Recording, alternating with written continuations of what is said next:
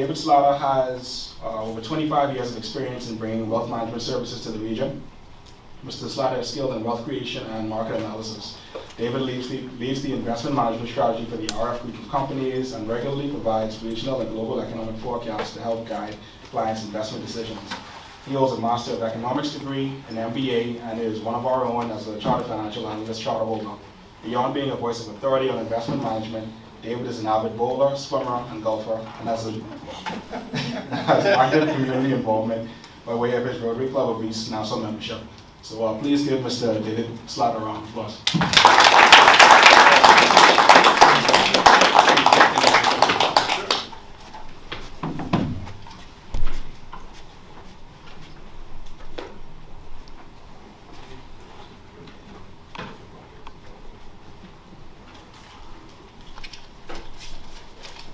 All right. Phone's on. Let me make sure the phone's not going to ring.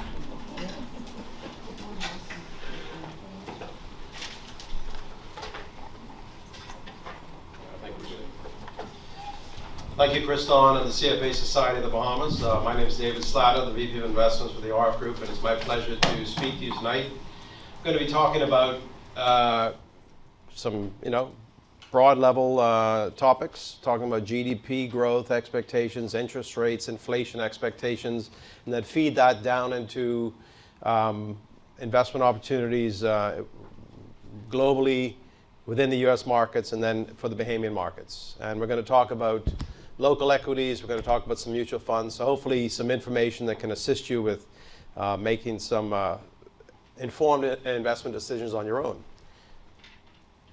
So let's start with some macro data. This is GDP growth expectations. The IMF recently came out with their forecasts, and they lowered the forecast for 2023 and 2024. You can see the two bars at the end. Another graph showing some GDP forecasts by the IMF, this time looking more at countries and regions. And you can see that for the world, the expectation is, let's look at 2023 and 2024. They expect GDP growth around 3% for the world. It's not evenly spread out across the world. So the US, Euro, UK, Japan, Russia, Brazil are all expected to underperform the global average. And the area that's expected to outperform is going to be Asia, China, India, but also included in that would be Malaysia, Indonesia, Vietnam. They're all expected to have growth rates of between 5 and 6%. So that's where the economic growth is expected to come from, Asia, not from North America, not from Europe. Just some more data on GDP and interest rates. So the table to the left shows real GDP growth expectations and CPI growth expectations. So this comes from Bloomberg, and it's the composite of all of the contributors to Bloomberg. What's important to look at is the cells in green represent increases since this was last done about a month ago, and the cells in yellow represent decreases. So we can see a GDP growth expectations in 2024, mainly yellow, therefore, and this is a pattern that's been going on now for about a year. Every time these come out, GDP growth expectations are edging down, and then the inflation, you see all the green, inflation expectations are ticking up. What does that mean? Well, that's not good, right? Rising inflation expectations, slowing growth expectations may not be textbook stagflation, but it's staggy-like, you know what I mean? And then on the black chart we're looking at from Bloomberg, this would be quarterly GDP growth expectations for the US. I've circled in red basically the third quarter of this year, the fourth quarter, and the first 2 quarters of next year. And you can see growth is basically nearly nil. And it won't take much for that to edge into negative territory. Of course, we know the US economy is what drives the Bahamian economy, right? So they sneeze and we catch a cold. So unfortunately, growth expectations slowing in the US, we should expect the same to impact the Bahamas, so the same kind of economic growth for the Bahamas. Looking at some regional growth expectations. So this is also from the IMF. For the Bahamas, the expectation is 4.1% this year, but after that, 2%, and actually a little below 2% for the next 4 years is the expectation. Barbados, a similar story, 5% this year, 2.4% for the next 4. Cayman slightly better going forward, around 3%. They have a very vibrant financial services industry. They have a very healthy real estate sector, and they have a recovering tourism sector. So, and they also run surpluses. So unlike every other country here that runs deficits, they actually generate surpluses on a regular basis. So slightly different fiscal model than, say, in the Bahamas. Guyana, why is their number so big? Well, they have the oil they discovered. They signed a deal with ExxonMobil, and they've got a tremendous amount of oil revenue flowing in. Even if you strip out the oil growth expectations, they're expected to grow on 5.1%. Jamaica, 1.8% for the next 4 years. Trinidad and Tobago, around 2.5% for the next 4 years. So regionally, nothing too exciting other than Guyana and Dominican Republic. CPI trends, so this is the latest read on CPI, so that would be the Consumer Price Index in the US, basically measuring inflation. And this is what the talk's all about, right? They're raising interest rates in the US to tap down inflation. They want to get long-term inflation to 2%. That's their long-term objective. The last measure showed the headline inflation go down to 5%, but the core inflation remained at 5.6%. And the reason headline went down is mainly because the price of oil went down. Well, as you'll see in the next slide, the expectation on inflation is driven by the expectation on the price of oil. Why is that? Everything we consume, not everything, but most things we consume, oil is part of the input that goes into the creation of that product, whether it's transporting the product, manufacturing the product. So, according to the Bloomberg economics team, they see inflation actually hitting being around 4%, and that's their optimistic, that's the base case. 4% by the end of the year, not 2%. If oil goes up to $113 a barrel, they see inflation at 5.5% at the end of the year. What does that mean? That means if that occurs, do not expect the Federal Reserve to lower interest rates quickly, like the markets seem to think, or some markets think. I feel that interest rates are going to go up a little higher and remain high for the balance of the year, and maybe early in next year we start to see the U.S. lower their interest rates. Yield curve, I won't get into too much detail, but basically what I'm trying to show you is that so far this year, the U.S. interest rates have been very volatile. So in February, you saw a sharp jump in the yield curve. The yield curve shifted up, that's the green line. And then in March, it shifted down, that's the red line. What happens when yields shift? Yields go up, bond prices come down. Yields go down, bond prices go up. So the fixed income market in the U.S. has been very volatile as a result of that. Not going to go into too much detail here. It's basically showing that, in the U.S., money is being pulled out of the banking deposits and flowing into U.S. T-bills. So the banking failures of February, I don't think the U.S. banking system is necessarily out of the woods yet, because there's basically a run on deposits being pulled out and put into T-bills. And so some of the more, less stable banks may come under additional pressure. If you see a few more banking failures, I wouldn't be surprised in the U.S.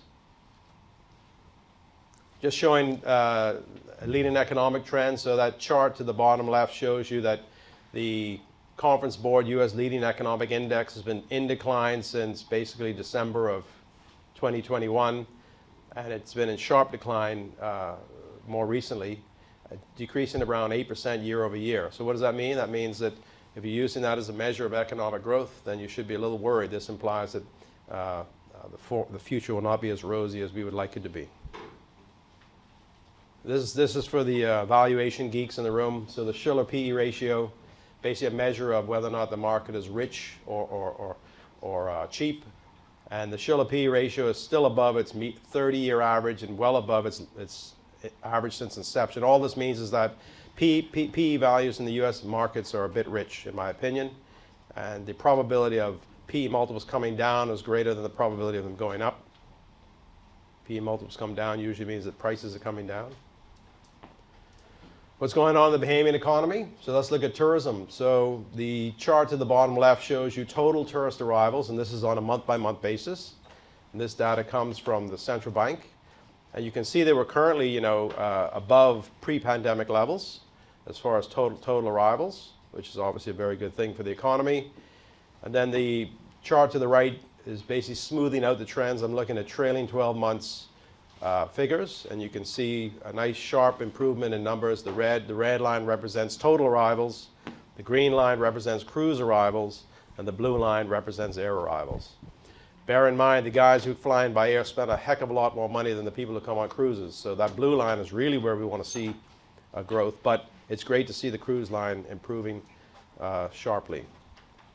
And given the Nassau cruise port that's about to be completed, we expect the cruise numbers to only increase, which is positive. Now we need to make sure the downtown core has something for them to enjoy, something that's clean, structured, organized, has a variety of events and activities.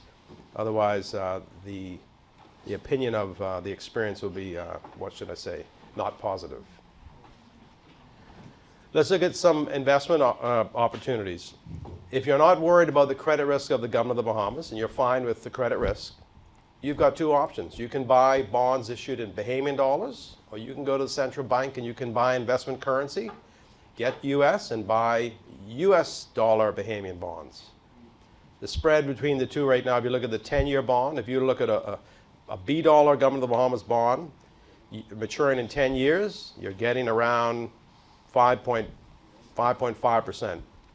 If you bought a Bahamian dollar bond issued in US dollars on the global market, you can get a yield to maturity in excess of 12%. So that's a 7% spread between the two.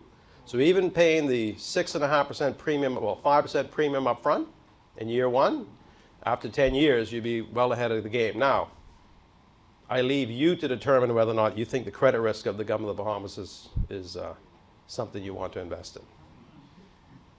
I don't want to get too political or too controversial about, say, fiscal affairs. Let's look at the total Bahamian government debt. This may help you make some decisions. So the charts to the right, the top one is total direct debt of the government of the Bahamas over the last 2 years. And you can see it's been growing. Now, of course, a lot of that was spending during COVID, which was, I guess fiscal spending was needed to support the economy. But it still means it's debt that's on the books and debt that has to be dealt with. The bottom chart reflects total external debt. So this would be US dollar debt. And the government has been able to cap that off, right? So you see that the borrowing today is in B dollars, not in US dollars primarily. Now, the challenge is we still have debt growing. And my calculation of the debt to GDP ratio using total direct debt and the GDP measure as provided by the World Bank is that we're at about 95 times, right? Debt to GDP about 95%, sorry. And the forecast of 2023 still 95%. That's not sustainable. Ideally, you want to be about 50%. So how do you get to 50%? Well, either GDP grows rapidly like Guyana, or GDP grows rapidly and you reduce spending. There's got to be some combination of the two. The only way you get back to 50% is not simply by business as usual. You have to figure out how you're going to cut back spending, and you hope that GDP continues to grow, which, as I've shown you, the US GDP is not expected to be growing very, very rapidly, and neither is Bahamian GDP expected to be growing very rapidly. So GDP growth is not going to be the solution to this dilemma.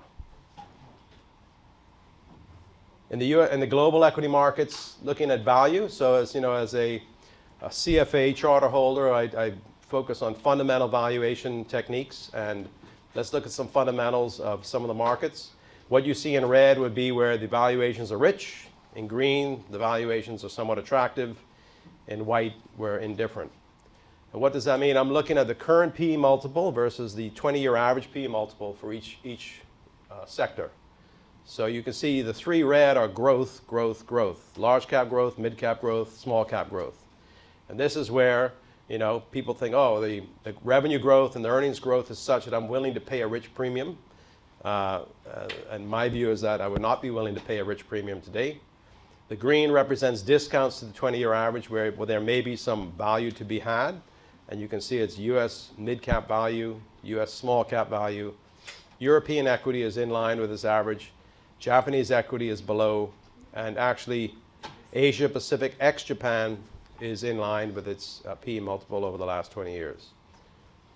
So basically what I'm saying is if you're going to invest in global equities, focus on Asia and to some extent Europe, because many of the stocks are traded at reasonable valuations with attractive dividend yields. What's going on in the Bahamian equity market? This is always a surprise to everybody. Everybody's like, well, nothing ever trades, it's not liquid. Why would I want to be in Bahamian equities? Well, all of those cells, this is 2017, 18, 19 through the first quarter of this year. For the 20 stocks that trade, every cell in green represents a double-digit growth or appreciation in the share price. Every cell in red represents a double-digit decrease in the share price. You can see there's a lot more green than red. Okay? So I'm saying the illiquidity of the Bahamian equity market is what actually provides valuation or good opportunities to make excessive returns, because mispricing creates opportunities to get in, right? If people decide to sell a stock not based on fundamentals, just purely based on emotion, anybody who's been paying attention to the markets, it gives them an opportunity to take advantage of their emotions. So the Bahamian equity market has been doing very well for quite a while. You need to do your research and know which stocks to get in. You can see some of them have a lot more red than others. Some of them have no red, only green. So bear that in mind. And this doesn't include dividend yields. So dividend yields on average around 2.3%. So in addition to share price appreciation, many of the stocks have good dividends as well. Just looking at some funds. So just some local mutual funds that exist. You've got a Bahamian dollar fixed income, Bahamian dollar balanced, Bahamian dollar equity, US dollar fixed income, and US dollar equity. So Bahamian investors, through the Exchange Control Liberalization Program, are allowed to invest in mutual funds that invest externally. So you provide that company with that investment house with your Bahamian dollars, and you can gain exposure to US dollar investments. Doesn't mean you own US dollars. It means that your investment exposure is US based or global based. And when you redeem, you get B dollars back. So it's not as if you're circumventing exchange control and you can get your money abroad in US dollars. But it allows you to gain exposure to US fixed income and US equities. This is just one of the local balance fund to give you an idea. So this balance fund would be basically a combination of Bahamian fixed income and Bahamian equities. So for the last 8 years, its worst year was 1.76%, its best year was 11.4%. And 11.04, and it's averaged 6.6% over this 8-year period. So here you have a product that $1,000 minimum, I think. So, and it's not just the house I represent, but our competition as well. With small amounts, you can get into their products, and you can gain exposure to securities that have been averaging, in this case, 6.6% for 8 years. Monthly redemption, so you can get liquidity, you can get your money out. And why is it that you? Oh, I had another slide, but. Apparently I didn't have another slide, but I'll speak to it. Last slide, eh? I should have said it before. I hate when you get to a presentation, you're like, how many slides, man? So 10, 20, 40? 16 slides. Now 17 because of the one I forgot. Why mutual funds? Why I think mutual funds are the best way for Bahamians to get into the investment market. Number one, you're getting into diversified portfolios already. Like, for example, the two largest fixed income mutual funds in the Bahamas have over $400 million in assets under management. When you buy into that fund, you now basically are having not a direct ownership, but you're having exposure to that $400 million portfolio. So you get diversity. Diversification, best way to reduce risk is diversification. Number two, liquidity.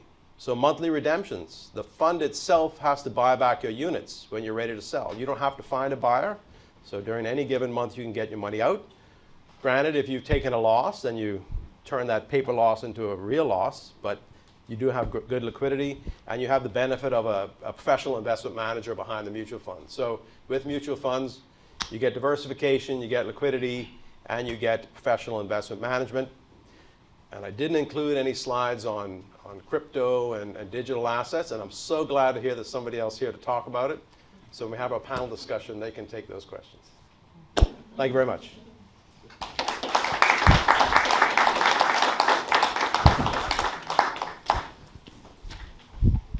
Should I go over there quick? Okay, thank you, David. That was very, very insightful. One thing before we do go on, if anyone has not signed the sign-in sheet, you can sign it over here in the corner. Please do before you leave at some point. If not, I think we can pass it around for you to sign. It's just to make sure you stay updated on everything that we're doing, and we can send you notices for other events. So, next, we are going to have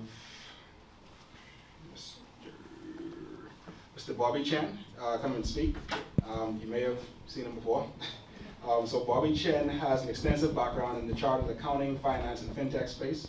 His fluency in 4 languages, Mandarin, Cantonese, English, and Spanish, has allowed him to build strong international exposure through his professional endeavors. Bobby graduated summa cum laude from Purdue University in accounting, finance, and business management. Upon graduation, he began his career in the United States financial sector and eventually returned home to the Bahamas to pursue his passion in technology, real estate, and banking.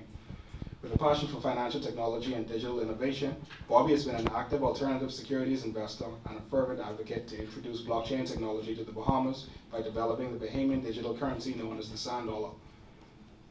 Prior to joining Deltec, Bobby worked for the Central Bank of the Bahamas. He is also a licensed real estate professional with the agency Bahamas, which is a global luxury real estate firm that he helped launch in the Bahamas in October 22.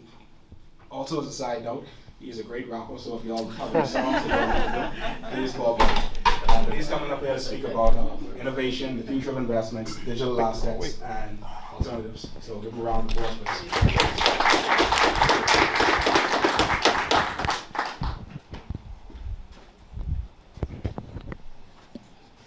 Awesome. Mic check. 1, 2. Mic check. Thank you, Chris. And actually good to see David as well. I know David and his team hosted a really dynamic economic forum last month, and it gave a tremendous depiction of everything that's going on in the region, and it's very well attended, and hopefully we'll see it next year. Absolutely. Great, great. Well, thank you again, Chris, and the CFA Society for having me. I am no CFA, disclaimer, I'm no CFA, so thank you for not ostracizing me for being a KAIA instead. So I'm a CAIA, which is a different charter that focuses on alternative investments. So a little bit about my background. Today my presentation is going to be very high level with certain depth into some of the investment opportunities in the fintech/alternative investment space. A little bit about my background. I'm not going to dawdle too much time on this. I studied accounting and finance. I was a former tax consultant at the Big Four, real estate agent with the agency Bahamas, private banker. I'm a watch enthusiast, which I'm going to get to because it's actually an investment class now. Nowadays with all the market appreciation in those kinds of asset class and positive vibes.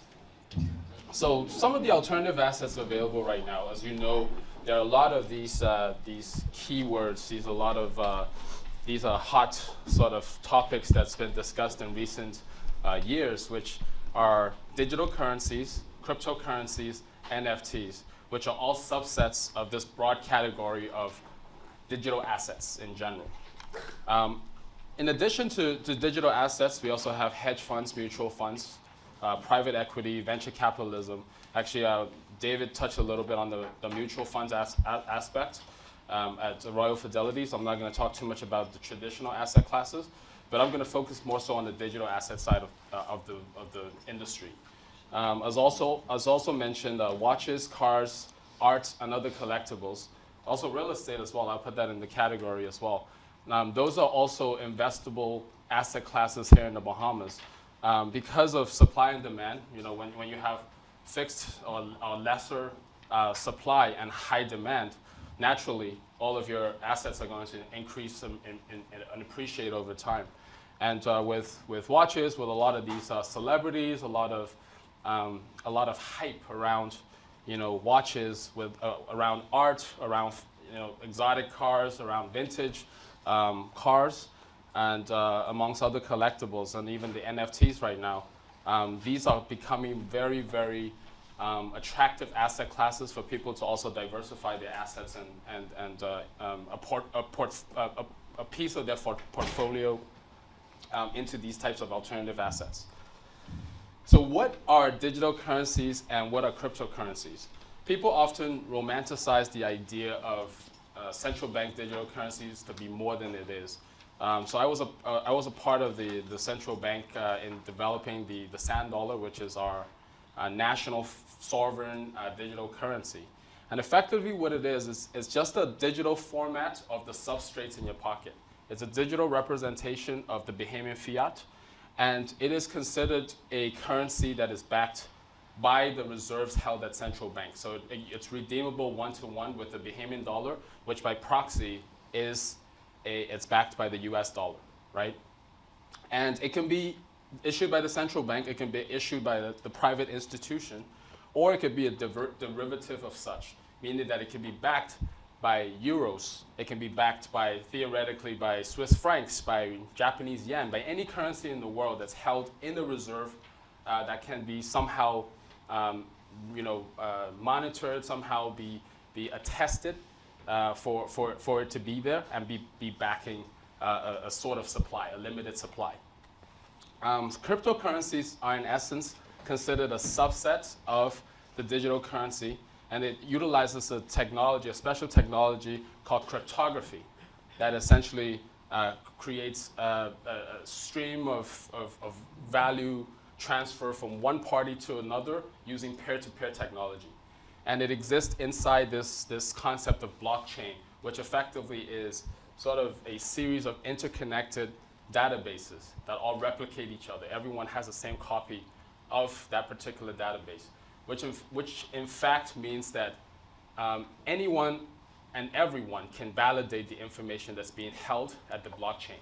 So think of it sort of like Wikipedia, right? I like to give people a very layman's depiction of what blockchain is. It's actually very simple, right? It is effectively something that everyone can serve as a validator to that information, because everyone looks at the Wikipedia and they see, oh, this is accurate, oh, this is false, this is fake news, this needs to be further refined. And blockchain is effectively a series of those subledgers that are all interconnected together. And when you take value from one party to another, they're all recorded in the blockchain, they're immutable, and then the information is then essentially being perpetuated all across the network, and everyone is able to see that party A sent party B the funds. And the debit and credit happens also on the blockchain as well to ensure that the ledgers reconcile with one another after the transaction has occurred. Cryptocurrencies have different mechanisms to produce cryptocurrencies based on this concept of decentralization. So decentralization is effectively every person has access to their own ledger, their own private ledger, their own sort of set of information that no other person has to intermediate or has to essentially be a middleman in order to broker this information from party A to a party B. Which is why, like banks nowadays, they're considered centralized, right? You have to walk into the institution, you have to go through a teller. They hold the private information of your wealth, right? And you have to go there every time in order to retrieve the funds that you've deposited beforehand in order to get access. But the decentralization is the concept that you own your own keys, you own your own wallet, and you own your own wealth. And that is becoming the future of finance. There are a lot of regulatory, deficiencies at the moment. But soon enough, I believe that a lot of the governments in the world are going to start looking into this concept of decentralized finance as the way of the future, the banking of the future, given that a lot of bank failures have happened in recent times. And those are all because they're centralized institutions that are being guarded and safeguarded by only a group of people. And so because of that, there's a sort of a single point of failure that exists in many of the financial institutions all across the world. And cryptocurrencies have been growing in popularity over the last few years. So why is digital economy important? Some of the guiding principles of digital currency is it makes the payment system more efficient for all counterparties. As I mentioned before, it doesn't have to necessarily be the blockchain, but just having digital payments available for consumers, such as the sand dollar. Sand dollar is partly the information held on the blockchain, but the transmittance of value from one party to another still remains quite traditional, right? Still quite API based. And in order to achieve more inclusive, affordable, and even access to financial institutions, we have to enable everyone to become more digitally involved and be able to have access to digital banking, digital payments, and the likes. And the reason that we chose to implement the digital currency as our sovereign currency is because everyone has a cell phone. And when you go to the Family Islands, a lot of the banks are beginning to de-risk and remove their presence because it's becoming economically infeasible to operate in those, sparsely populated locations. And banks run as a business. Let's be frank, it's all about the bottom line. And so if we can achieve interoperability on the cell phones, whereby party A can transfer to party B without having an intermediation of a financial institution, that saves the central bank a lot of money, that saves the commercial banks a lot of money, and that saves the consumers a lot of headache and a lot of grief, because they don't have to no longer withdraw the funds, they don't have to keep money in mattresses, they don't have to wait in long lines in order to make withdrawals or make wires. And it helps to better monitor, identify, and defend against money laundering. Most people don't, people don't think that cash is actually the biggest contributor or the biggest vector of illicit activities, money laundering, CFT. Many people don't believe that, but it actually is. People always blame crypto for being that sort of, that untraceable kind of presence or transfer of wealth, but realistically, people are flying private planes with suitcases and suitcases of cash, of fiat. So it also certainly reduces the reliance on cash usage, which is extremely expensive. I believe central bank spends millions and millions of dollars designing the paper currency and also transporting the paper currencies between the different financial institutions and transporting them to the Family Islands. In order to pay bills and such, sometimes you have to charter an entire plane to islands like Inagua, islands like San Salvador, just to be able to retrieve funds from different institutions, different utility providers. And so it's very inefficient, and it's a way of the past. To achieve interoperability across many multiple value chains. Envision a world in the future whereby you can use a specific application to not only do the everyday banking transactions, but to be able to invest, right, directly on the application, a percentage into the mutual funds, a percentage of my portfolio into the mutual fund, invest a portfolio into a portfolio or index of cryptocurrencies, a basket of cryptocurrencies, be able to invest in some type of a timeshare, or whatever the case may be. I'm trying to just paint the idea of how investment in the future should be. And I think an institution like Robinhood has done a great job in the U.S. Achieving that kind of investment on a very, very layman, on a very everyday accessible level, which I think in the Bahamas, an innovative person or innovative company should also aim to do the same, to be able to provide us more investment vehicles. Some of the benefits, I won't go too much on it, but it facilitates faster transaction speed, have universal access to banking, virtually costless, enhances the security and accountability, improves financial inclusion across the Bahamas, discourages illegal activities, enhances interoperability between the banks, and to ensure that there's sufficient money to go around for the public in terms of making monetary decisions. Some of the innovations can be, as I mentioned before, it can be just to make payments online, being able to facilitate government payments, utility bills directly on the application, using some type of a digital currency. Sandola, I know, is trying to do so with some of the utility companies, trying to partner up with local vendors, Super Value, to be able to increase the value and increase the spendability of that particular instrument. And they're doing a good job in marketing and pushing the recent months. Also in enablement of microcredit and lending. I mean, nowadays, outside of credit cards and some of the, I want to call those loans, like those high interest loans, like essentially like there are loan sharks out there, right?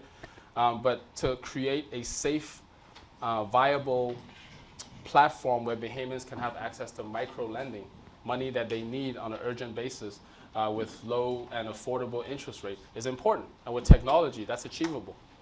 to establish remote banking relationship, to have better management of family expenditure, and to have hassle-free payroll and payments distribution without having to stand in line to wait and cash a check, or to wait in line to make a cash deposit.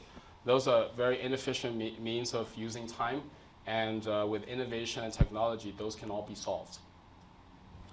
I'm not going to go too deep into this because these numbers are ranges, just to give you an idea on the type of investment opportunities available in the Bahamas. As David mentioned, there's the Treasury, the Bahamian government bonds issued by the central bank, which, depending on the time horizon, the investment horizon, it can range anywhere from 3% to 7.12%, but those usually have lockup periods. So they're not highly liquid, and there could be a few years of lockup that if you redeem early, there are some penalties, and you may have to redeem at a lower face value. Real estate, for me, I'm in the business. Obviously, I'm a bit biased, but I think real estate is a very, very safe bet for Bahamians to be able to access into residual wealth. Now, what I mean by residual wealth is you can, every month, you get rental income. The Bahamas has some of the most robust and most lucrative ROIs as compared to any other country in the world. Anytime I tell people in other countries that in the Bahamas you can yield anywhere from 6 to 12% in net ROI, net of fees, net of all the interest and payments, they're astounded, because first, in the Bahamas, we don't have income tax, right? We don't have to pay for capital gains. We don't have to pay income tax. In other countries, they knock off at least 30 to 40% right off the bat. And secondly, because a lot of expats come here, and there's a lot of Airbnbs and tourism that occurs, your investment property becomes that much more valuable, because there will always be demand versus a relatively sort of limited basket of supplies. Mutual funds, as I mentioned, is kind of like you dip into a basket of different investment products and investment instruments. And then you got the more risky with the higher returns instruments, such as stocks, FX, and then you got some crypto investment. But I tell people generally for crypto, I typically don't participate in the volatility unless you're really, really good at it. I typically just buy and hold for the long term. And my investment horizon is somewhere from 5 to 10 years. That's how I would look at crypto. So what is the DeFi? I had kind of touched a little bit on DeFi. As compared to traditional finance, as I mentioned, it's governed by a central entity. It's administered by a very centralized entity. DeFi does not require any intermediary or trusted third party. And it uses distributed ledger technology, aka blockchain. They can kind of be used interchangeably. And as I mentioned, individuals have the sovereign custody of their own assets. Your keys, your wallet, your assets. They're open source, and they can be integrated amongst different chains. They say they can, there are these different blockchains that can all be interconnected, and you can tap into the resource of another sort of blockchain simply by creating a bridge across the different, cryptos, so to speak. So Bitcoin is different from Ethereum. Ethereum is different from, let's say, Matic. Matic is different from all the different ADA and the different tokens that are layer 1, and they all have their own chain. But if you want to tap into the different upsides of the different chains, you have to build a bridge, a connector that connects from one crypto asset to another crypto asset. You can tokenize assets. So as I mentioned before, there are a lot of these concepts of tokenizing traditional assets and making them, essentially creating digital identities for the traditional assets. So nowadays, you can participate in tokenized real estate, whereby you tokenize a certain real estate, you put it into a pool, and you can allow different investors to invest a stake in that particular tokenized basket or tokenized asset. So you can have multiple rental properties having different yields, and when you essentially participate in the stake of it, you get a a portion of the entire ROI of whatever is being tokenized. So it creates a very fluid sort of investment product that allows everyday person to participate in without having to put a huge down payment on an entire real estate. Because in a traditional sense, you have to put at least 10 to 15 or sometimes 20%, depending on your institution, in order to be able to purchase a home. But with tokenized assets, asset classes, you're able to just put in a small bit of essentially your investment to be able to participate in the broad upside, the upside of a broad basket of assets. It has transparency of issuance, repayment, lending, collateral. It creates a very fluid environment whereby party A can lend to party B and be able to have everything logged in on the chain through the use of smart contract and through the use of the DeFi technology, and being able to allow cross redemption or cross collateralization of assets across multiple counterparties without having to use a trusted third party to intermediate the transaction or the lending process or the collateralization process. Some of the use cases, as I mentioned briefly, smart contract. There are these tokenized exchanges and investment platforms, which I can also include, these crypto exchanges. As you know, FTX was here in the Bahamas, and they were prominently featured in the Bahamas for many months before their demise. But there are a lot of other more trusted and regulated entities that are still in business and still doing very well and still providing a lot of value for their consumers. Stable tokens and virtual assets, as I mentioned before, they're kind of backed by traditional currencies or assets, and they're a proxy essentially of USD or euros or Japanese yen, etc. And they have these eKYC platforms that helps with compliance. I think compliance is going to be the new wave of innovation that needs to happen to catch up to the current level of innovation that's been happening in the investment, in the trading, in the tokenization world. So compliance is going to be next up. Real estate insurance, as I mentioned before, and many, many more. So these are sort of the use cases that crypto can, or digital assets in general, tokenization, can help you thrive in your investment goals.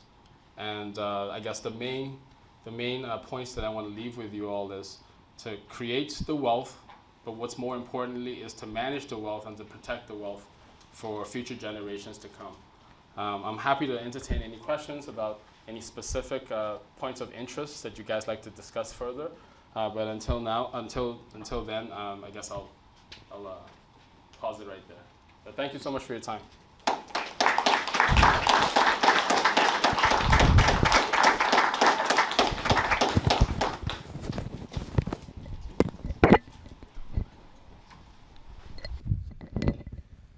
Thank you, Wally. That was very good. One thing I will say, let's see if I got it.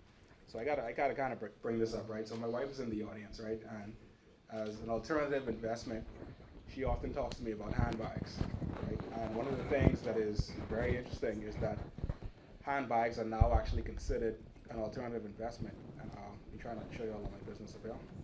But yeah, if you see this on the side here, actually. So this Chanel Classic flat price over the years has appreciated significantly in value.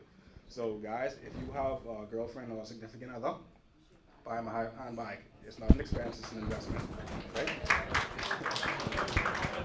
Oh, by the way, before I say that, what we're speaking about today, this is not investment advice at all, okay? This is strictly just education, so don't say I told you to go buy this or buy that, or Bobby said this or Matt said that.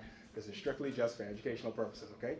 So with that being said, we'll get to our next speaker, Matt Sweeting. I think Matt, where are you? I'm here. Oh, okay. You're plugging in your laptop, correct? I will, yes. Okay, great. So with over 15 years in the real estate industry, Matt Sweeting has become known as your agent for life, a phrase he takes seriously, claiming that if you do one deal with him, he can win your business for life. As Chief Brokerage Officer at the firm, he's committed to making number one, One Oak Bahamas, a company. He's trying to make this company number one in customer satisfaction, of which he believes financial success is a subsequence of. Matt is a bit of a marketing nerd, spending his time at home researching marketing trends in real estate and binging Netflix. He is a father of 3 and wife to 1 and is committed to pursuit of holistic success. Quoting his WhatsApp About section, he's always available to talk about real estate. So with that being said, we welcome Matt Sweeting.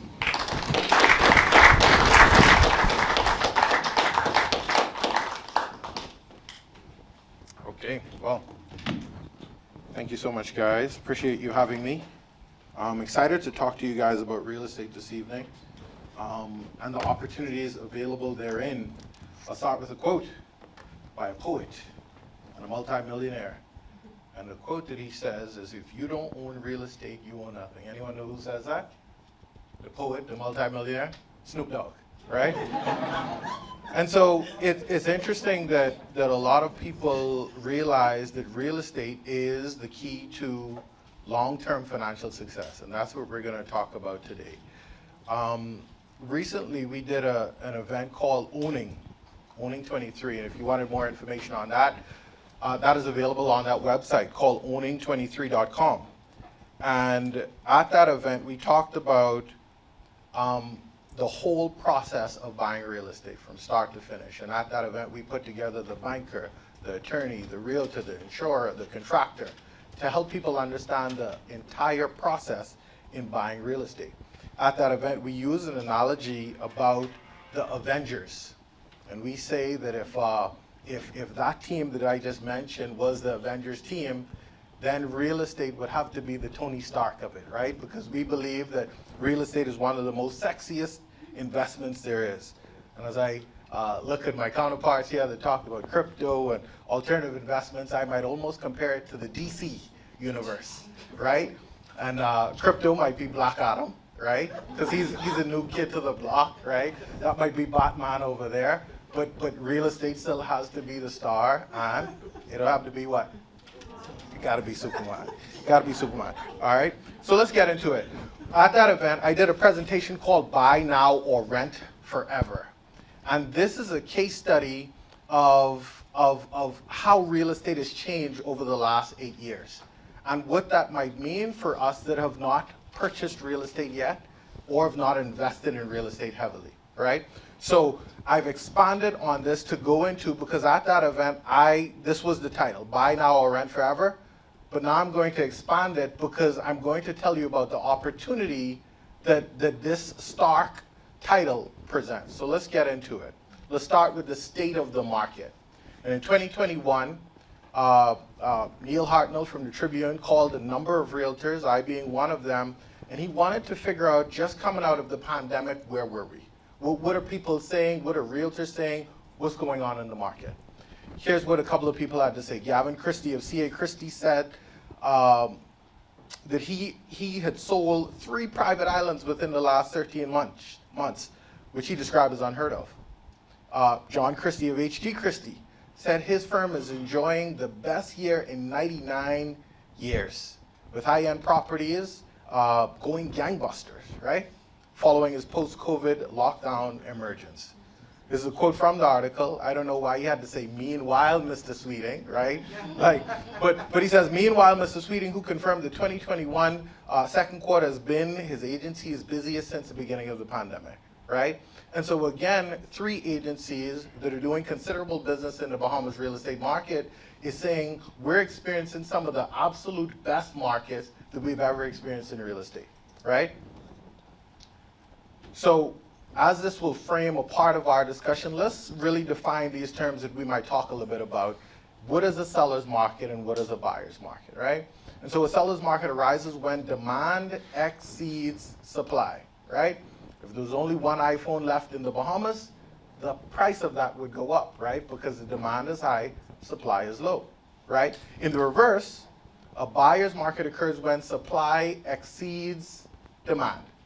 So based on those definitions, guys, what kind of market do you think we're in? Seller's market, right? And so we'll talk about what opportunity that presents. Yeah? this case study is very, very exciting because oftentimes when people are valuing property, when they're trying to appraise the value of a property, they use something called comparable data. And they use that to determine if me and you have two houses in Pinewood, right? And both of those properties are on the market for sale. We use that to determine what my house should be for if yours just sold for $200,000, right? It was the same concrete roof that we know in Pinewood. Both of our houses be underwater when it rains, right? So they're going to value those two houses the same, right? So what makes this very, very exciting is oftentimes when people do case studies, they're comparing a property around the corner to a property down the street. In this particular case, it is one development. And so this makes it very, very exciting for us to look at. It really, really focuses on, while we're going to talk about a number of developments, the case study was focused on a development called Venetian West. And raise your hand if you know of, have heard of Venetian West. Yeah? Okay. So this is behind the old Fort Town Center. If you know where the nice Solomon's is in the west, this is behind that development, right? It was a community of about 200 condos. It was argued to be one of the best communities at the time because it had a lot of what the young professional or the buyer at the time were looking for, right? It had 24-hour security. It had a pool. It had a gym. It had a clubhouse. The construction was modern. And so it addressed a lot of the desires of people who were looking at that time, right? They sold out extremely quickly, and this is what one building of that development looked at. They had 4 model types, and this, what we're looking at, represents 4 units. So you see 4 windows. That means 2 units down and 2 units up, right? So that's a 4-unit building. And this building was a 2-bedroom, or this unit, or one of the units in that building, was a 2-bedroom, 2-bath unit, right? So 991 square feet, if we added up all of the square footage, the covered terrace and the covered entry, we're at 1315. We're going to focus on the 991 because that's the space you enjoy on the interior, right? So 991 square feet, 2-bedroom, 2-bath, right? This is a screenshot from a website. We've been able to sell a couple of units there back in that 2015 era. And this is a screenshot. Surprisingly, that website that we created specifically for this development is still up to date. And if you look at, and I don't even know if I could zoom in, but can anyone see what the Oasis unit, that model we just looked at, was selling for back in 2015? Can anyone see that? $249,000, right? And they eventually went up to $260,000, right? And if that was the price today, they would be gone in a day because you're hard pressed to find inventory at that price. So let's break this down. $249,000 divided by 981 square feet. Help me out, guys. Is how much per square foot? $253 per square, right? So this is a screenshot from their website today. The same unit, same development, right? The only thing that has changed is time, right? $449 for 991 square feet. Let's do the math. $449 divided by 981 is $457 per square foot. Yeah? Some people consider that crazy. Some people could see opportunity in it, right? Let's look at it. This represents an 80% appreciation over an 8-year period, right? It's notable. And again, numbers vary widely on this. I saw Bobby's number was more to the tune of about 10% on the liberal side. And what we see locally for Bahamas real estate, the number that we use that is relatively conservative is between 3 to 4%. That's an expected appreciation in value on real estate, right? So this would have made this condo, based on the 3 to 4% appreciation over that period, reasonably priced at $349,000 based on that global average, right? The math that we just did is assuming more of a 10% appreciation per year, right? It is remarkable. So assuming a 25-year mortgage, a $249 price point, back in 2015, you would have needed to make approximately $750 per week, $3,000 per month, nearly $40,000 annually, right? Raise your hand if you make no, I only kidding. Assuming a 25-year mortgage at $449, price point, you would need to make approximately $1,420 a week, $5,600 a month, and $70,000 a year, right? Let's keep in mind, guys, this is a 2-bedroom, 2-bath apartment, essentially, right? If this same 10% per year trajectory continues into 8 years in the future, 2031, the same unit could potentially be priced at $800,000, right? And I'll note that it's unlikely that we'll see that aggressive appreciation, but it's likely it's going to be in 8 years more than the $449 today, right?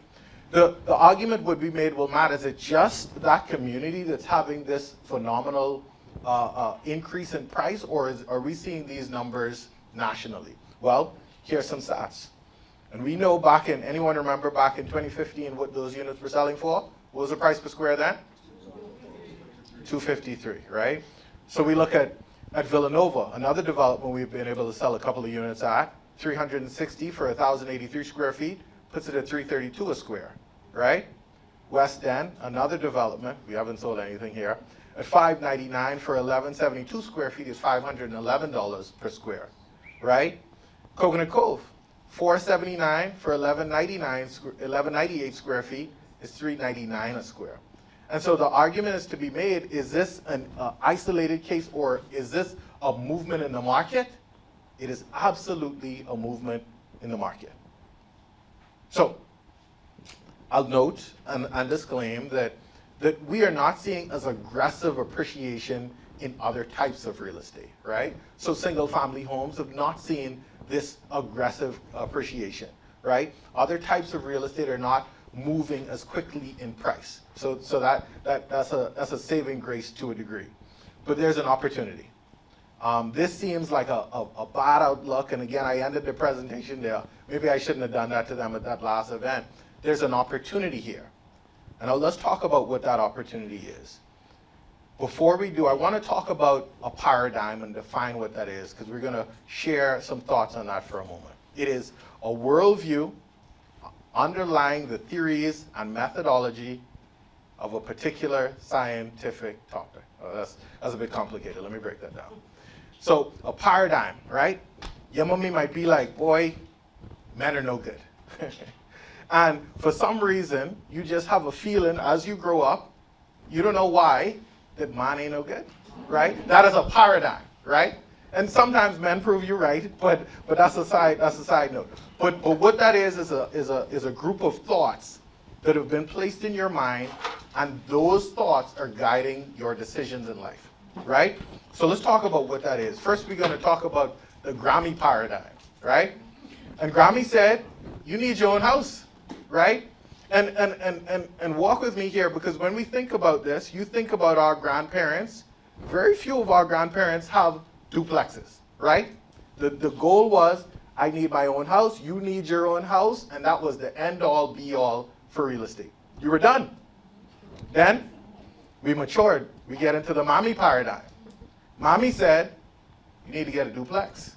You need to get something that's going to help you pay the mortgage back. You need to find something that's going to support you. I believe both of these paradigms we need to move beyond. Because to a large degree, a lot of people today are still in the mommy paradigm, where the thought is, and the end-all, be-all in real estate is, I want a duplex, I want a triplex, and then I'm good, right? Here's where we should be. We should be in the body paradigm, right?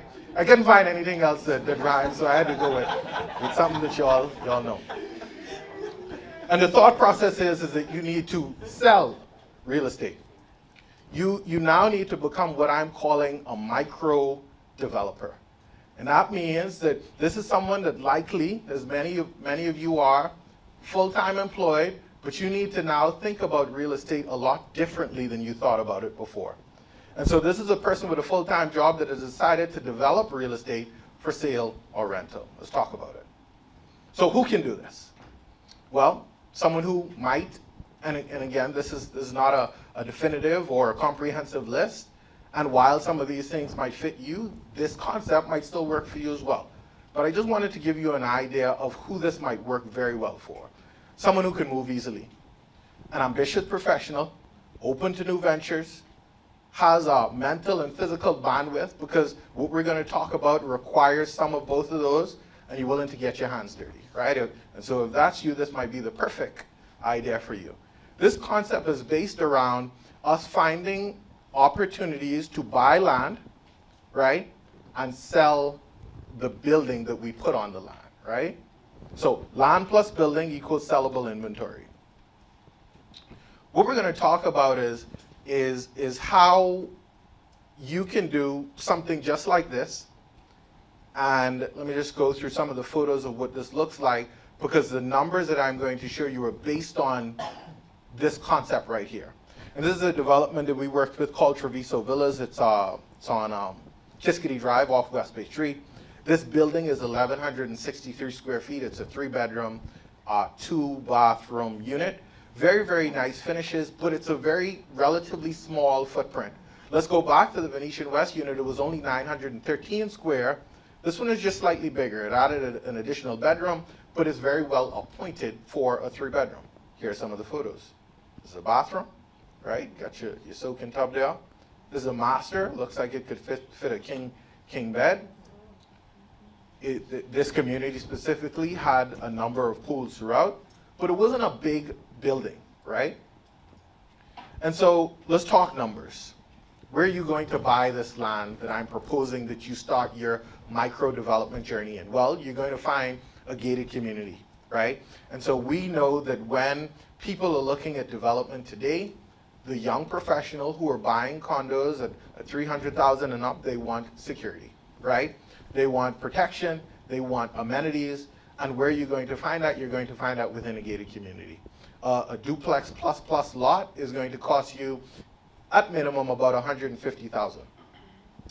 If we were to use that same footprint that I just showed you, 1,163 square feet, and you were able to get a contractor to build for you at 140, which is not crazy high, it's not crazy low either.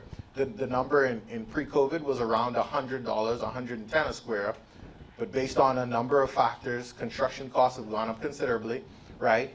And so if you built at 140 a square and you built 2 units, right? There's a part of the Miami paradigm where you were building 2 units, right? You needed a duplex. So all we're doing now is using that same concept, but with the mindset of selling as opposed to holding, right? So we built 2 units, essentially 2 duplexes, or 1 duplex with 2 units. It's going to cost you about $316,000 to build. If we added the 2 of those up, help me out, guys, where are we now? Okay, $466,000, right? And again, that number might be intimidating, but there's an opportunity where you could build 1 at a time, right? So it'll be kind of half that. Disposal costs. So what we're running through now is, how much is it going to cost me to acquire it, Matt, to buy the lot, build the building, and then what am I going to make on the sale? So disposal cost means we sell 2 of those units at $300,000 each. And Bobby and I both know that those numbers are conservative if you were to build what I just showed you, right?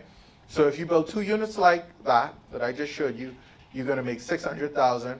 You originally put into the development $466,000. You potentially make how much? $133,000, right? And so, wow, I like David here. Don't know, but that's my last slide. And so what I wanted to help paint a picture for you guys is the opportunity that's available. And when we think about, there are a couple of things that are really outstanding to me. Number one, those paradigms that we went through. But our generation is a different generation entirely, right? I'll tell you how we could identify that. I've never heard my Grammy talk about generational wealth. Who Grammy ever mentioned generational wealth? Yeah, Grammy was talking about it? Yeah. Wow, okay. She's an advanced singer. Or you got a young Grammy, right? But I've never heard my Grammy mention that. That is a term that has become so popular today, that we are a very, very ambitious generation. And when we think about the things that we want to achieve, right? We want to drive Tesla, and we want to be able to travel, and we want financial freedom. My granddaddy never had those kinds of ambitions, right? And so it means that if we want more, it means we need to do more, right? And that do more might mean using real estate as a way to to leapfrog up the financial ladder to success. I hope that was helpful. I imagine you would have questions. I think we'll address them on the panel. Thank you for your time. Okay, so now we're going to turn this into a panel format where we get to grill them and ask them as many questions as we want. So I have a few questions that I have to ask each of them individually, and then I'm going to ask some questions for each of them to answer in their own way, and then we'll open it up for everyone else to ask as many questions as we can take. So let's go in order. Let's start with David. So as you said, you talked about investment products, right? And we had a lot of different investment types. So are there any investment products that combine multiple assets like stocks, real estate, and any of the other asset classes that we talked about? Yeah, I mean, one that comes to mind is on BISX is the Bahamas Property Fund. So it's a closed-end fund. It's got three Class A, Class B commercial properties. So one could invest in that and therefore have exposure to that commercial real estate. I think there's an opportunity to actually create new product where the underlying asset is real estate, and that investors with relatively small amounts of money can now gain exposure to real estate. So I was interviewed on our news yesterday and talking about the downtown core. And I mean, the redevelopment of East Street to the bridges is essential for the Bahamas. Now, how that happens, how we motivate the private property owners to get involved and do things, I'm not quite sure what the answer is, but I just see that as a tremendous investment opportunity, and some kind of large fund in which everyone can participate would be the way to go, in my opinion. Great, and just to follow up on that, so if someone wanted to get into the real estate fund, how would they go about that? You open a brokerage account and you can buy shares on BISX. So it's subject to availability of the shares, which is that's an issue, right? There aren't a lot of shares available, but that would be the way to get ownership of the shares of the Bahamas Property Fund. Thank you. So next, Bobby, a question for you. This is probably the elephant in the room, but given what happened with FTX, where can we go to safely invest in cryptocurrency? So FTX, the issue with FTX is actually very idiosyncratic, right? It's not something that's indicative of the industry. I think the industry is continuing to grow. I'm still very bullish on the crypto market. What happened was just a pure lack of corporate governance and a lack of internal controls. That could have happened to any company that's been regulated by the SEC as well. That could have happened to Google, Tesla, Microsoft, you name it. So FTX is an isolated incident. I still think that there are a lot of opportunities in being able to invest in crypto. Granted, right now it's quite difficult because the central bank does require Bahamians to seek prior approval to gain access to the investment currency market. So that's something that you'll have to, I guess, go to central bank first before you get into the crypto side.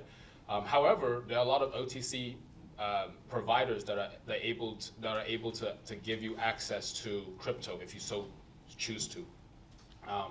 And oftentimes you can go through such as Binance, exchanges like Binance, or even OKX.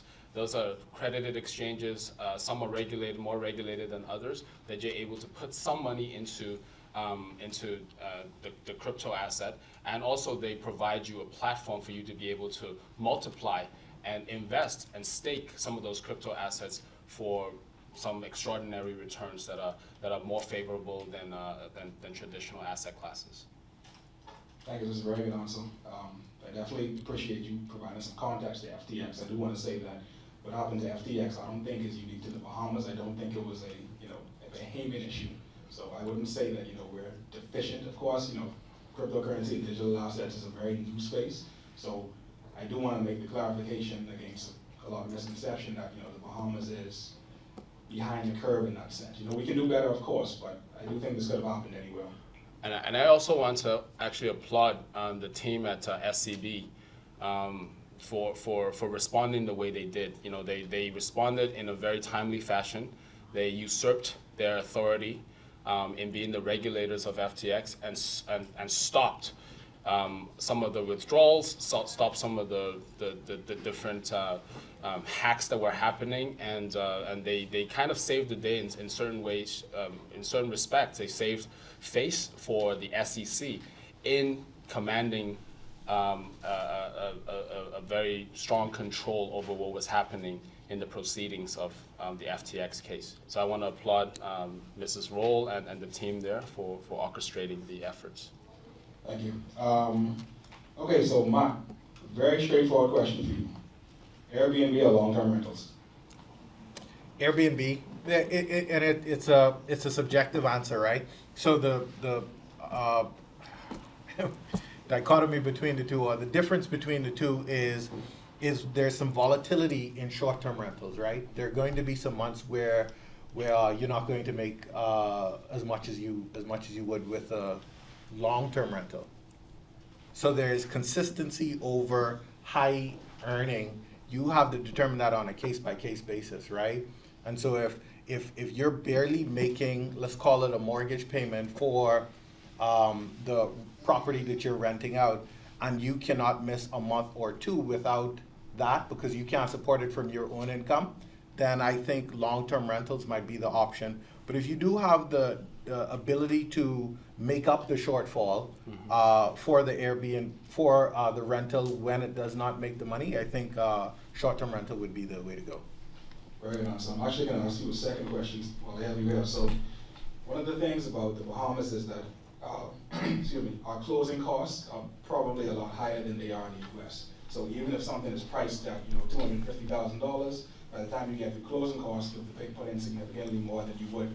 So are there any ways that we as Bahamians can lower closing costs, or what should we look for to, I guess, make a transaction as smooth and cheap as possible? Yeah. So there are a couple of institutions that are offering better interest rates, better down payment options.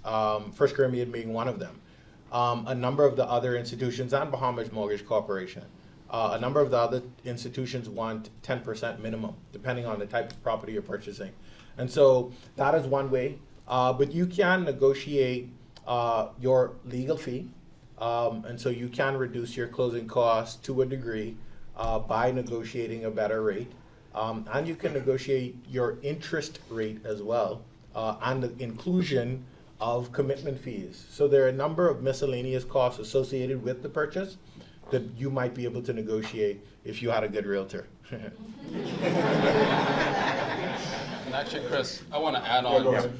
Many Bahamians don't realize that there is an exemption for first-time home buyers, whereby you can essentially waive 5% out of the 10%, I think stamp duty, right? Stamp, VAT. 5 duty VAT, Yeah. 5% VAT. So that in itself is a 5% saving on the cost of your purchase.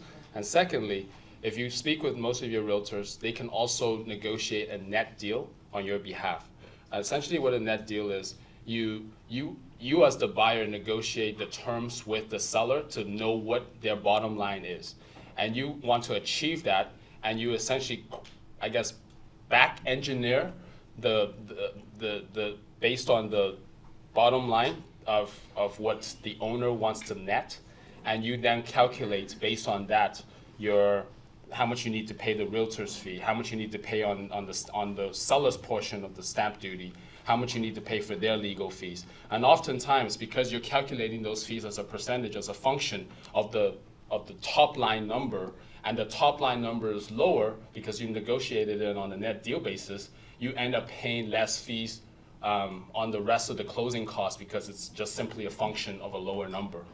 Does that make sense? So always speak to your realtor about setting up a net deal for the benefit of your savings. Thank you. David? Want to add something? Go ahead. Yeah, so Bob, what about the potential of, say, blockchain and or standardized contracts, like in the US? You don't need to go to a lawyer. Absolutely. You go on LegalZoom and create your own mortgage document, your own conveyance. What's the potential in the Bahamas of us eliminating the need for lawyers? You know, now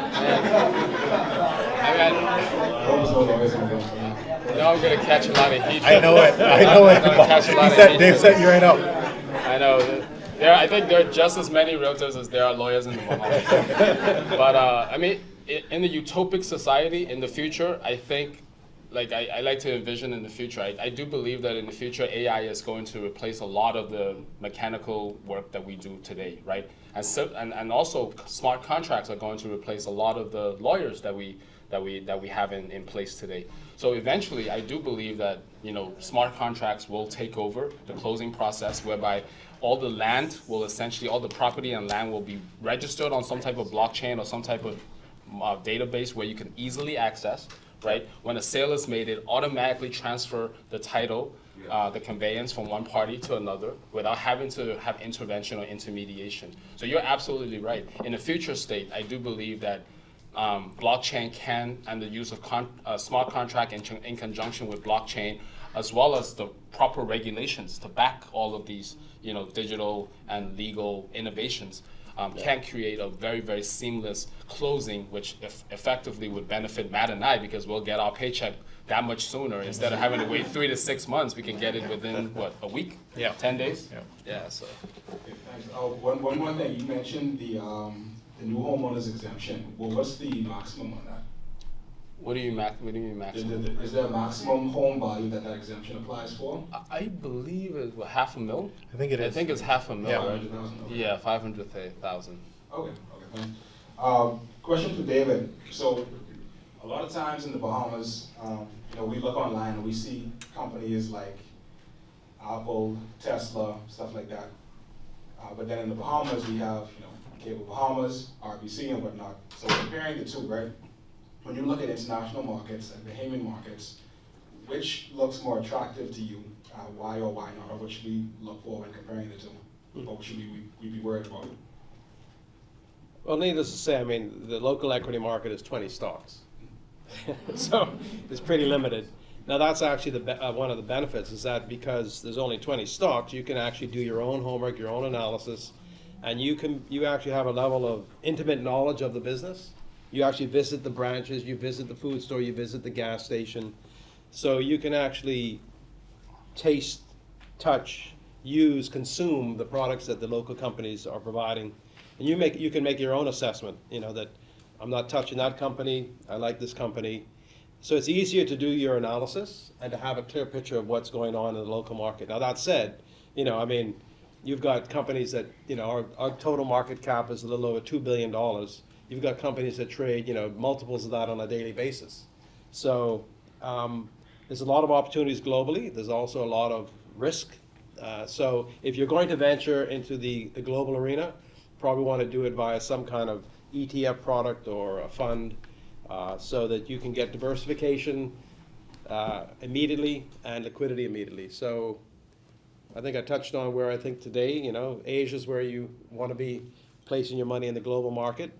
But a few years from now, it may be once again North America and Europe that are the hot markets. So there's opportunities in both. There's a comfort in actually having an intimate understanding of how a company works, which you don't get unless you're willing to read a 300-page annual report from Tesla or the like. So we have 50-page reports here, and you can have 400 pages. So if you're into that and you want to go through that level of detail, get your CFA, pick your own stocks. If you're not going to do that and you want to have somebody else do the analysis for you, then you can go to a mutual fund or find an ETF that gives you the exposure you want. Exchange traded fund. Thank you. Appreciate the sales pitch for the CFA also. Actually, Chris, Yeah, go ahead. I have a question for David. So given that a lot of Bahamian stocks are thinly traded, right?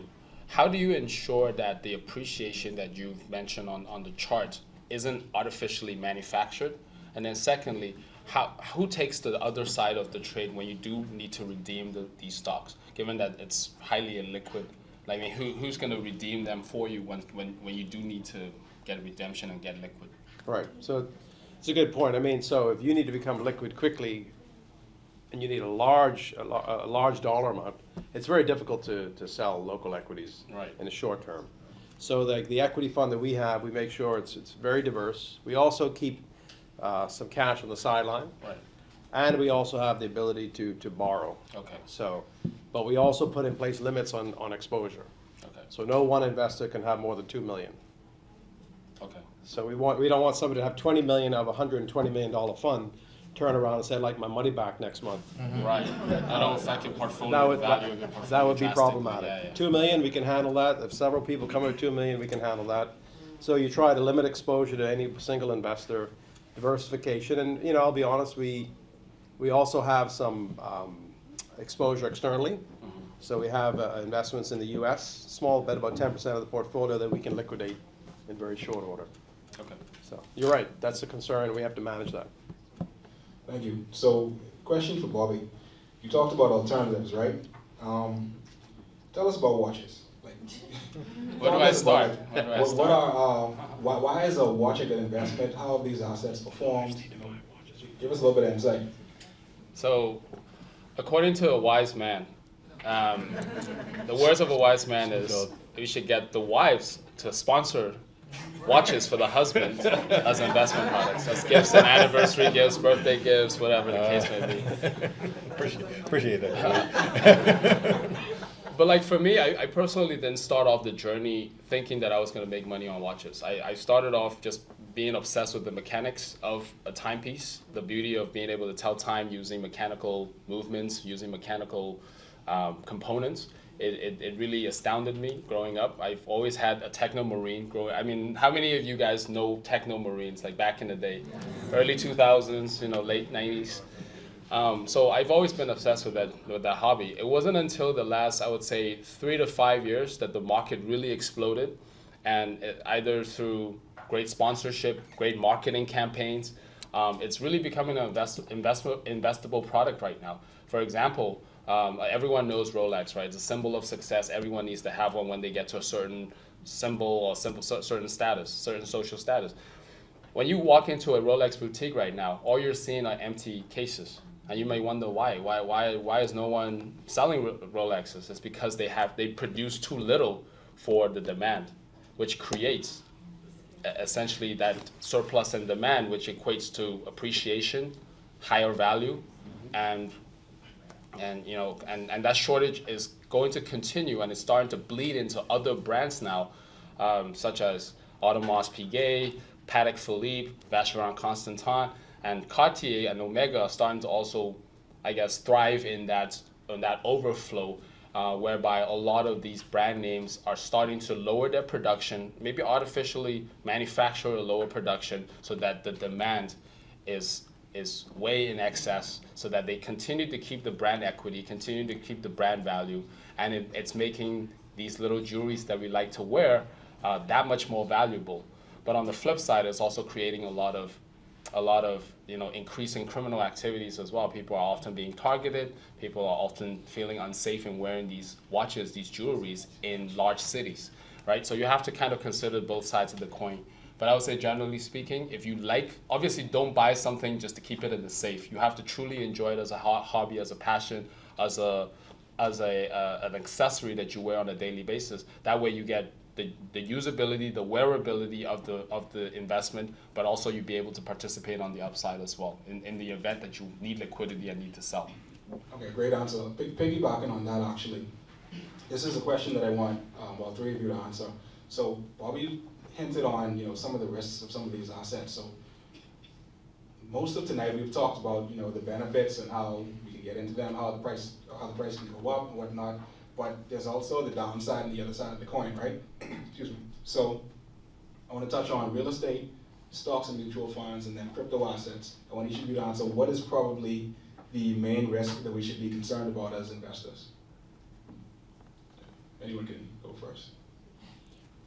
So stocks and bonds, so fixed income and equities. Obviously with equities, you can lose everything. A company can go bankrupt. We've had that in the Bahamas a couple times. Freeport Concrete no longer exists. Bahamas supermarkets no longer exist. So there's cases where investors lost everything. So diversification, not having all of your exposure to one entity is key. And doing your homework, and doing your analysis. And also benefiting from professional investment management skills, right? So getting advice, whether it's real estate or whether it's picking stocks. Then when it comes to fixed income, we've also had cases where entities have ceased to exist and bondholders have lost everything. So when it comes to bonds, you really want to have an appreciation for interest rate risk Yep. and credit risk. What's the risk that the person you lent the money to can't pay you back? And what's the risk that the price is going to drop because interest rates, for example, go up? So if you've got a bond that pays a fixed rate of interest at 5%, for example, and the interest rates were at 5% when you bought it, it'll be priced at par. If interest rates go up, 5% is less valuable, right? So the price has to go down. So my return can be equal to, say, 7%. So interest rate risk, credit risk, liquidity risk are the key risks you need to factor in. That's precisely what happened to the Silicon Valley Bank. They bought a very long-dated bond, and interest rate in the rising interest rate market, they didn't have enough, I guess, liquidity because people were starting to redeem their deposits, and they started to have to redeem, to liquidate their bond positions. And in a rising interest rate, as David mentioned, your bonds are trading less than face value, so they had to redeem at a loss. And to invest in the safest investment product and end up being your demise is something that you really have to consider in today's day and age, where interest rates go up and down. There's big volatilities in the market. But it's similar in crypto. That leads to segue into the crypto side. Volatility risk is a huge risk. Obviously, you have to have the stomach to hold it long term. Like I mentioned, crypto is not it's a full contact sport, right? Crypto is something that you have to have the stomach to be able to wade through the volatility, because you could lose 20% in one day and you could gain 55% in another, right? So you have to kind of wade it through until the market becomes mature and there's enough market cap to stabilize the volatility.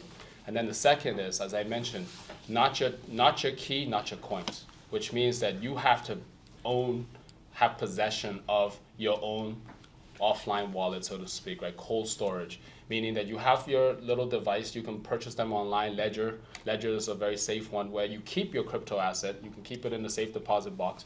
That way you maintain the ownership of all of your digital assets. If you hold any of your assets on an exchange like Binance, OKX, FTX, you're at the mercy of their going concern, right? So if they go down, all your assets go down with them. So that's something important to remember when you invest in a portion of your wealth into alternative investments. Who's the custodian that's watching over your assets? Yeah, I'm hard pressed to think about risk in real estate, but there are a couple of things that come to mind. Oftentimes, people are using up their entire debt service to purchase real estate, right? And so I might have the ability to purchase a property at $250,000, and I don't have a lot of savings. It doesn't give me cushion to have a number of months of non-payment and recover from that. A lot of the opportunity that we're seeing in the real estate market now is through repossessions, right? And so that means that someone was, for whatever reason, whether natural causes or not, irresponsible with the debt that they borrowed. And so I think really looking at the trajectory of where your finances are, how your 30, 25-year, 15-year commitment to the bank is going to work out, I think that's important as well. I have a story about a gentleman who, again, did not do this, and that he qualified for a lot in a community to purchase it. And just so that I make this at home, this was a community called Coral Breeze. He bought the lot in maybe about 80,000, or let's call it 100,000. The development itself took a dip in value, which hardly ever happens in Bahamas real estate, right? And now while he wanted to sell, he couldn't because he owed more than he could sell it for. Yeah. So now he's stuck. Right. His income didn't allow him to build a house, so now he's forced to rent. Because he had used up his entire debt service to buy the lot, now he can't even buy a house. So now he's forced to pay a mortgage and can't sell and can't build on it. And so again, you really have to see how your actions and real estate decisions are going to play into your long-term trajectory. Yeah. And just to add on to that, a very real Bahamian experience and a real risk in the Bahamas particularly is two words: general contractors. I mean, because Matt mentioned about building, right? And in the back of my mind, what was hammering me, I was like, Right. man, was to having to deal with shoddy contractors or unscrupulous contractors. Yeah. That could cause your building cost like anywhere from 15% to 40 to 50% in addition to what you anticipated. You know, so those are the kind of risks that you have to also put into, because there's a huge slippage rate that you can experience with unscrupulous contractors if you don't shop with for the right contractor. Certainly. So, Matt, what about climate change, rising sea levels, heavy rains, flooding in certain parts of this island? Yeah. Number one, and number two, I know in other parts of the world, environmental contamination is a risk. You know, if you buy a piece of property and you haven't done your homework and it turns out there's environmental contamination, that's your obligation now. Right. Yeah. You see the Bahamas going down that route where the buyer beware, is your responsibility as environmental damage? It is definitely a buyer beware scenario. What we see more often than not is termites. That's very prevalent, right? Where a property we just sold, this lady is now again paying a mortgage, and at this event that I talk about, we had this panel of buyers come up, and everybody was singing the same song: "Get a proper inspection done." Yeah. Because now she has a house that's riddled with issues, electrical being one of them, termites being the next, water damage in the roof being another problem. And so now she has a mortgage that the bank is saying, bring my money, of a property she can't even move into yet.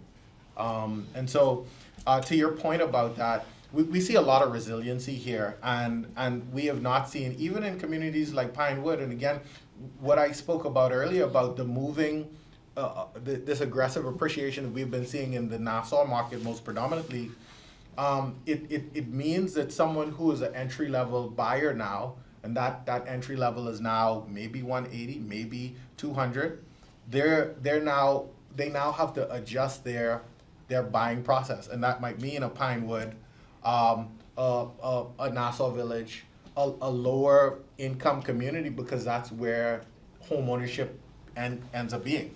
Yeah? And so they're willing to overlook, it used to be, and in a number of circles, it used to be, I don't want to be in Pinewood at all, to now, I don't want to be in the parts of Pinewood that is flood so bad, right? and so again, we see this movement, those numbers that I talk about, that appreciation, now adjusting people on them willing to make more compromises. Yeah. Yeah. Great answers. So, with that being said, does anyone have any questions? Last questions. So let I'm going first. Go ahead. Gentleman in the blue shirt. Yes, good night. Let's give these guys a round of applause.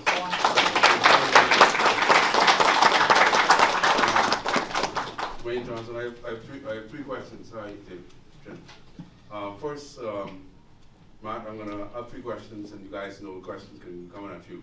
As it relates to the real estate market right now, last year, I think there's a $250 million investment that is taking place in Exuma in cryptocurrency, in Bitcoin. I want you to talk about that, the tokenization of real estate. In terms of that, how does that fit in with your portfolio and a lot of real estate transactions taking place in Bitcoin? David, the question to you is, ATFs you see in America, where the SEC was having difficult times of getting, people want to get exposure to cryptocurrency and blockchain.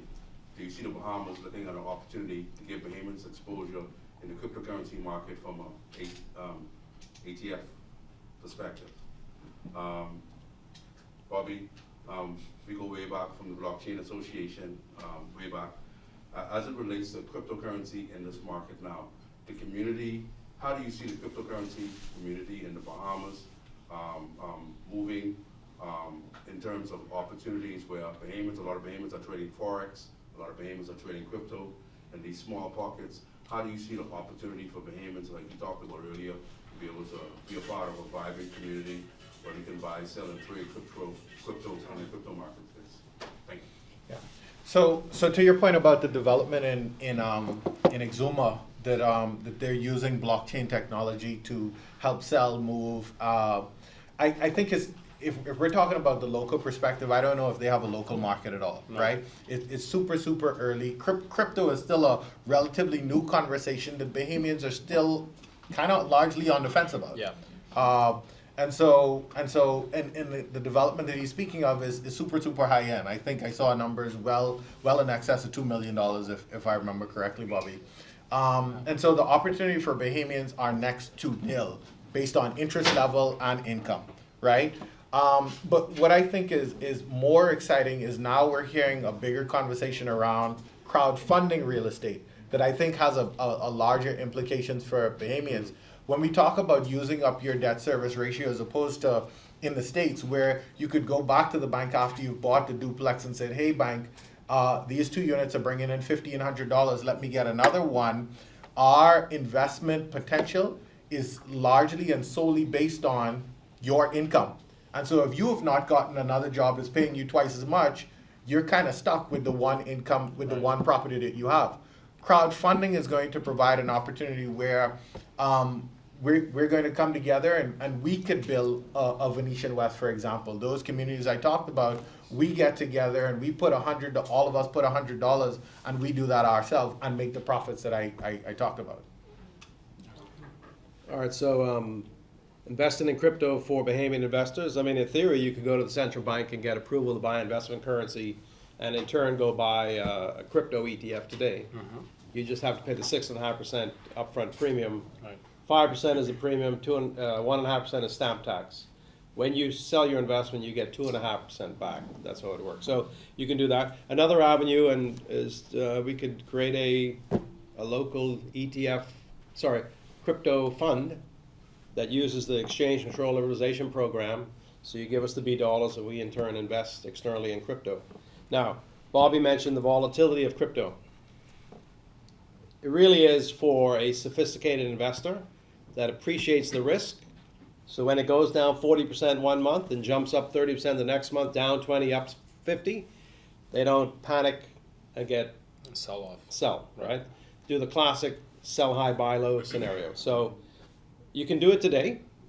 Maybe it's an opportunity to create a fund locally, but it really, you need to appreciate the risk associated with it and be willing to, as Bobby said, stomach the risk, right? So I mean, I had crunched some numbers in anticipation of Bitcoin, for example, questions.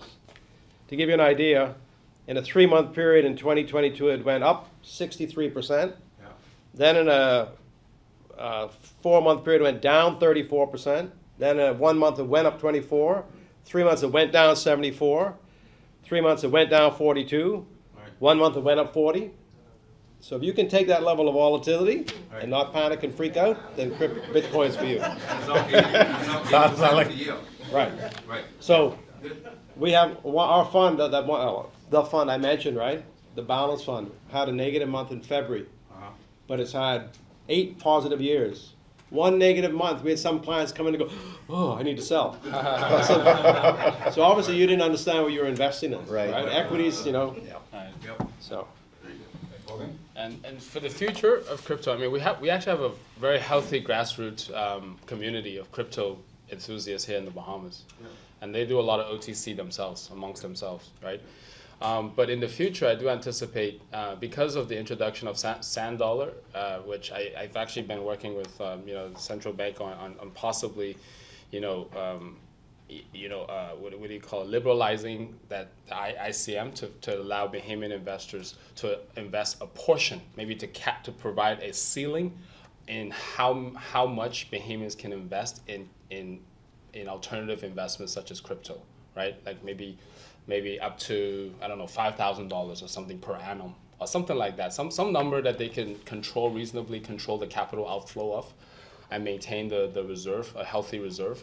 And secondarily, because sand dollar is programmable money and crypto is in theory programmable money, they should be able to have interoperability between the two, right? In the future state, as I mentioned, theoretically we should go on our Scotia app, be able to convert it into sand dollar, and be able to directly on the app convert portion of that into USD Tether, a portion of that into Bitcoin, a portion of that into Ethereum, a portion of that into something else, and let us hold it, in our offline wallet, as I mentioned, or something equivalent to that sort of arrangement.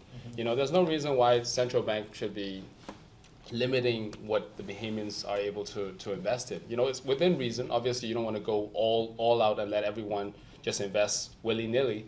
But if you set a cap, you can regulate a healthy sort of investment market for Bahamians to be able to enjoy. Thank you. Questions? And I know we are running a little bit low on time, so just one question per person. Who's next? That's Alana. Hey, my question is for Bobby. Nice presentation from all you guys. So I got the one question. So what you just mentioned essentially is just regulation. And I'm a huge proponent of cryptocurrency. I'm a huge supporter of it. But I feel as though regulation is needed. A lot of my friends might hate me for saying that because that kind of goes against what it was originally for. But I feel as though to get to that next level is like it needs regulation, because at the end of the day, a lot of investors, they value trust more than earnings in some cases. Sure. They trust and security as things that a lot of people value way more than actually earning. Because most people don't care about, I mean, I don't want to say they don't care, but 7 versus 8% versus if my money is safe. That's a more serious question. So it's just like, what are your thoughts on how regulation will push the industry forward in the future?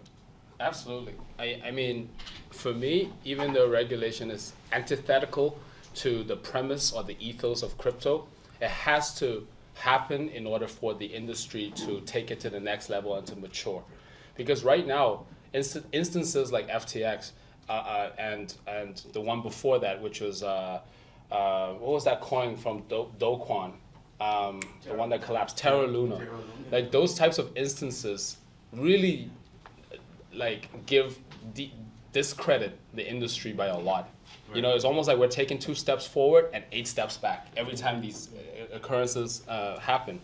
And through regulation, whether or not we can mitigate it completely or not, or whether we can completely avoid those instances, the fact that we have regulations in place provide the consumers a lot of comfort and also protection, legal protection in what they can, what they have recourse on when instances like those happen.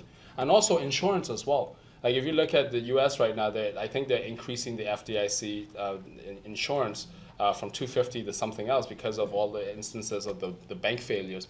I mean, I think the same way with crypto. They should have some type of captive insurance to manage the downside that participants can anticipate or experience if things don't go as planned, right? So to your point, regulations, insurance, and also just in general, like governmental support, right? Like right now, you know, El Salvador is gun-ho on crypto. They converted a portion of their Federal Reserve into Bitcoin, right? Like you need some type of government support as well in order for industry to continue to thrive and continue to mature and for the market cap to grow. Great, thanks. Questions? I think that. Yeah, go ahead. Good afternoon. Good night. Good night. Excuse my ignorance on the whole investment thing. So my questions might sound a little childish, but here we go. For Mr. David, my question is in regards to the mutual funds. Like, where does one go to actually start, I guess, trading them or purchasing in them? Do I go to a broker? Do I go to the CFA? Is there a site? Where do I go? www.rfgroup.com. So I mean, you can just Google mutual funds Bahamas, and all the providers will come up. And there aren't many of us, and you can go to the site and review the products. Is there a minimum? Right. So most funds have very small minimums. It depends. 1,000, 500, 2,000. So. Not large amounts. A great way to build up your wealth so you can afford the down payment on your real estate. Mm-hmm. Yeah, absolutely.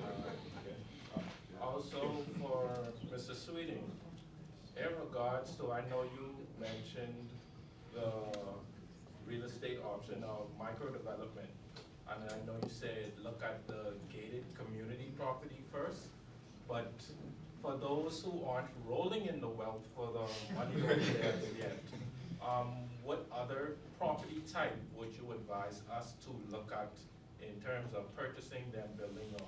Yep. Yeah, it's a good question. So So I would, again, the reason why I think the strategy I talked about is awesome is because there's very little speculation around it. And again, what I'm hearing as a theme among the panelists tonight is you want to reduce as much speculation as possible, right? And that means I want to know when I put my money in, I can get it back. There's speculation when we come out of a gated community, but there's opportunity there as well, right? And so that might mean Taupan, it could mean Pinewood, right? There have been some opportunities in Pinewood, opportunities in Yellow Elder. And so wherever there are opportunities for you to be able to invest some and get more back, that's an opportunity I would support.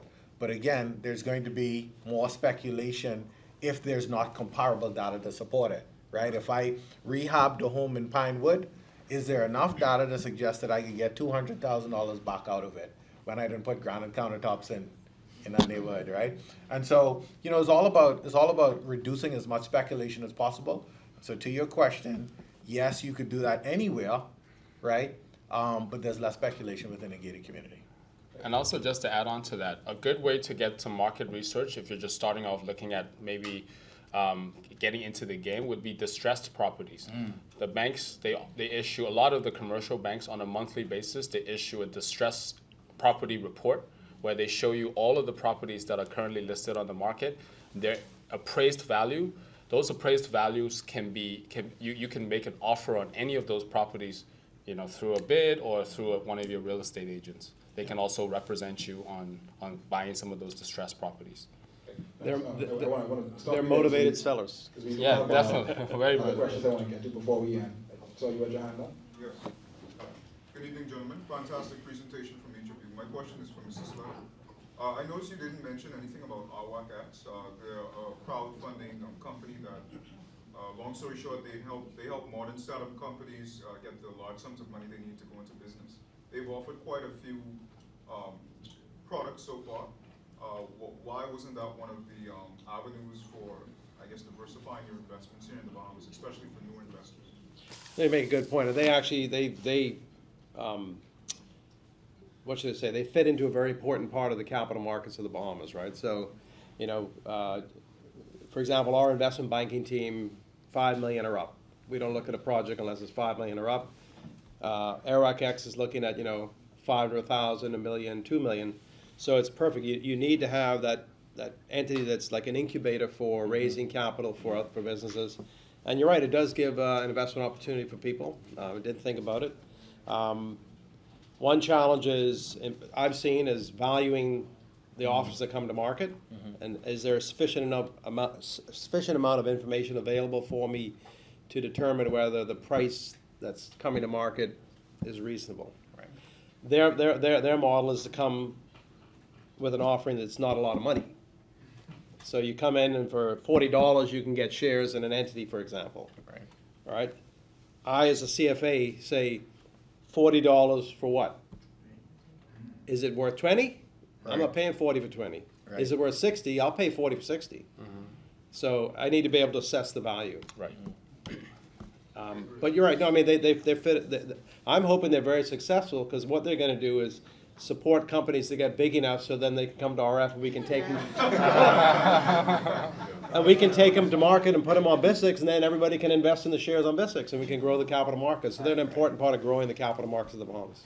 Okay, great. Yep. Thank you. Okay, thank you. I'm going to take one last question because this is where we have to end. We're supposed to end at 8, so I'll take one last question. Go ahead. Okay, so my question is, for the antique and collectibles, is there any local funds for that? And we know that gold prices gold and precious metals worldwide is going up. Is there any local created fund that tap into that dynamics? And also another question. Oh, is there any investment funds that tap into like the natural resources like aragonite, mining, and any that nature that's natural? You. Me? Definitely. Well, number one, let's look at gold. Gold has been a great investment for the last 40 years. It's actually been, I think, better than the S&P 500. Yep. So you today can go to the central bank, buy investment currency, and buy gold. So gold is not off the books. Any Bahamian investor with approval from the central bank can buy gold, silver, platinum, commodities, whatever you want. So that's available. Let's see, what was the other? Natural resources. Natural resources. Aragonite. If you can show me the actual report that shows how much aragonite we have in the country, I'd appreciate it, other than what I hear on radio shows. I've never seen a report that says, here's the quantity of aragonite in the Bahamas. If it was mined, this is the amount of value and wealth it would generate. So once again, how do you value this resource? Speculation on the radio shows is not evidence, to be honest. Natural resources, I mean, for example, the seabed and the seagrass and these carbon credits you hear talking about. Our seabed is absorbing tremendous amounts of carbon, far more than we produce as a nation. So therefore, we are a carbon trap. We're taking carbon out of the atmosphere. Is there a way for the government to monetize that? And would there be an investment opportunity? Possibly.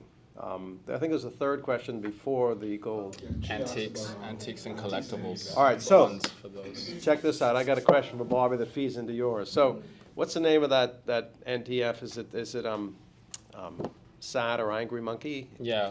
Yeah. Oh, yes. Yes. Bored Apes. Bored Ape. Bored Apes. Bored Ape. Jeez, I keep getting that wrong. Bored Apes All Yacht right. Club. So Bored Ape is just a piece of digital artwork. Some of it sells for like for tremendous few amounts of money. millions, yeah. But with that, you get access to events where you can wear your really expensive watches and feel safe. Is that fair? Absolutely. NFT, well, NFTs. non-fungible tokens, but one of which became wildly popular in the last few years because celebrities were buying them and hyping them up. It was Right. called Bored Ape.